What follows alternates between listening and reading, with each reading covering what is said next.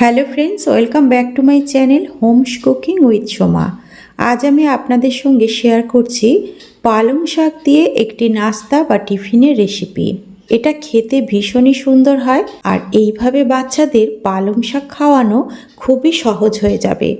রেসিপিটি তৈরি করার জন্য আমার লাগবে কিছুটা পালং শাক, আর তার সঙ্গে একটা বাটির মধ্যে আমি নিয়ে নিলাম 1 কাপ সুজি, হাফ কাপ টক দই। দইয়ের কাপটা ধুয়ে অল্প একটু জল দিয়ে দিলাম। সুজি আর টক দইটাকে বেশ ভালো করে মিশিয়ে দিলাম।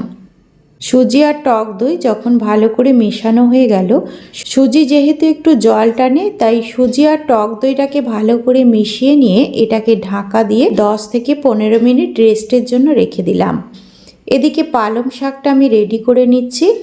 এখানে 2টো ডগা আমি পালং শাক নিয়ে নিয়েছি। পালং শাকের শিকড়ের অংশগুলোকে ফেলে দিচ্ছি, আর পালং শাক থেকে শক্ত ডাঁটিটা বাদ দিয়ে শুধুমাত্র পাতার অংশটাকে নিয়ে নিতে হবে। এভাবে সমস্ত পাতাগুলোকে আমি নিয়ে নিলাম। তারপরে পাতাগুলোকে যতটা সম্ভব ছোট ছোট কুচি করে নিতে হবে।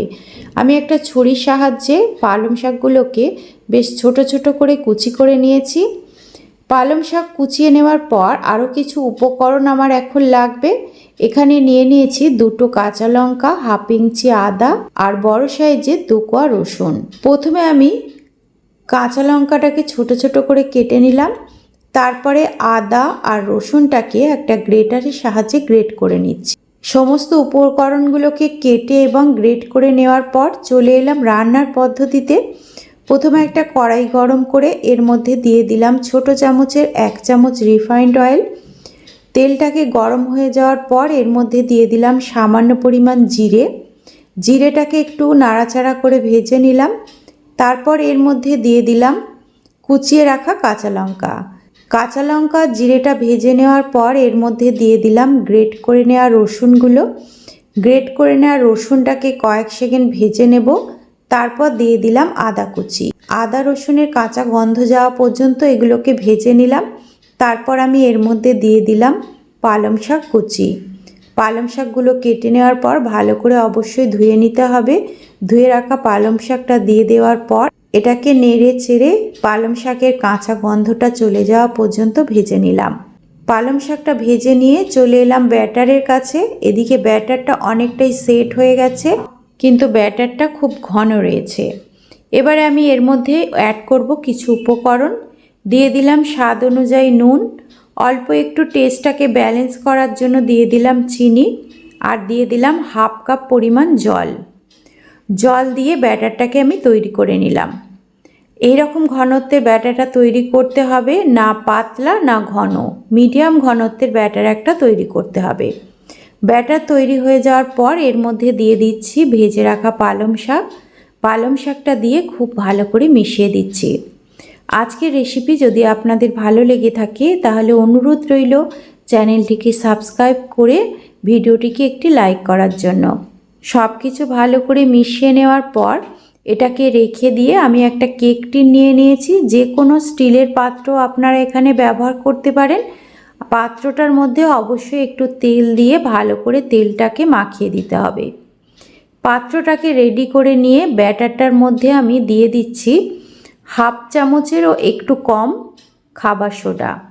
আমি এখানে খাবার সোডা ব্যবহার করছি, আপনারা চাইলে ইনোর ব্যবহারও করতে পারেন।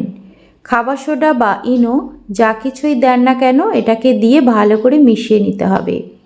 মিশিয়ে নিলে ব্যাটারটা অনেকটাই হালকা হয়ে যাবে। তারপর এই ব্যাটারটাকে ঢেলে দিতে হবে কেক টিন বা যে পাত্রে আপনি ব্যাটারটা সেট করবেন সেই পাত্রের উপর। ব্যাটারটাকে ঢেলে দিয়ে হালকা একটু ট্যাপ করে দিতে হবে পাত্রটাকে। তারপর চলে আসবো স্টিম করার পদ্ধতিতে। স্টিম করার জন্য কড়াইয়ের মধ্যে আমি বেশ কিছুটা জল দিয়ে দিয়েছি। এই জলটার ওপরে আমি কেক টিনটাকে বসিয়ে দিলাম। কড়াইটাকে ঢাকা দিয়ে 10 মিনিট মতো স্টিম করে নেব, তাহলে এটা পারফেক্টভাবে তৈরি হয়ে যাবে। ফিরে এলাম 10 মিনিট পর। দেখুন ব্যাটারটা কতটা ফুলে গেছে, কত সুন্দরভাবে তৈরি হয়েছে। ওপর দিয়ে হাত দিলে দেখবেন হাতের মধ্যে লেগে যাবে না, তাহলে বুঝতে হবে এটা তৈরি হয়ে গেছে। এটাকে এবারে ভালো করে ঠান্ডা করে নিয়ে তারপরে কাটতে হবে। আমি ঠান্ডা করে নেওয়ার পর এটাকে চারিদিক থেকে প্রথমে কেটে দিলাম। তারপর আমি আমার পছন্দ অনুসারে ছোট ছোট করে টুকরো করে নিলাম। এখন দেখুন এক একটা জলখাবার কত সুন্দরভাবে তৈরি হয়েছে। একটু এইভাবে স্প্যাচুলা দিয়ে চাপ দিলে কিন্তু জলখাবারগুলো সুন্দরভাবে উঠে আসবে। আপনারা এই অবস্থাতেও জলখাবারটা খেতে পারেন যে কোনো সস বা চাটনির সাথে। কিন্তু আমি এটাকে একটু চটপটা তৈরি করব, তার জন্য কড়াইয়ের মধ্যে আরও 1 চামচ রিফাইন্ড অয়েল দিয়ে দিলাম আর দিয়ে দিলাম হাফ চামচ মতো কালো সর্ষে। সর্ষেটাকে কয়েক সেকেন্ড ভেজে নেওয়ার পর এর মধ্যে দিয়ে দিলাম কেটে রাখা জলখাবারগুলো।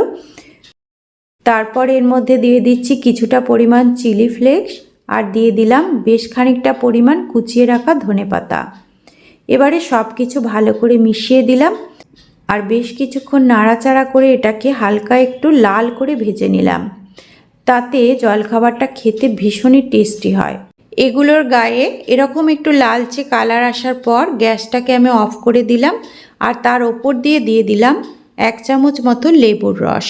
লেবুর রসটা ভালো করে মিশিয়ে নিলেই তৈরি হয়ে গেল চটপটা হেলদি একটি ব্রেকফাস্ট বা জলখাবার বা নাস্তা রেসিপি। আজকের রেসিপি কেমন লাগলো অবশ্যই জানাবেন। আজ তাহলে এই পর্যন্তই, দেখা হবে পরবর্তী রেসিপিতে। ধন্যবাদ।